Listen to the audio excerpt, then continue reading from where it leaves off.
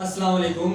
जैसा कि आप लोग सब जानते हैं कि रमज़ान और मुबारक का महीना अपनी रहमतों और बरकतों के साथ हमसे आहिस्ता आहिस्ता जा रहा है। आधे से ज़्यादा तकरीबन रमज़ान गुजर चुका है और मैं उम्मीद करता हूँ कि आप सब लोग अच्छे तरीके से इबादत में मशगूल होंगे।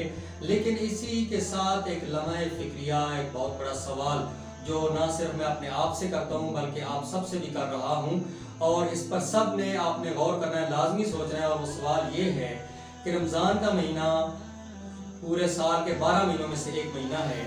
इस एक महीने की हम बड़ी फ़िक्र भी करते हैं, इबादत के लिए भी हम पूरी कोशिश भी जदोजहद भी करते हैं, सवाब हासिल करने की नीयत से पूरी तरह हम नेकी हासिल करने के लिए पूरी कोशिश भी रहते हैं। बड़ी अच्छी बात है।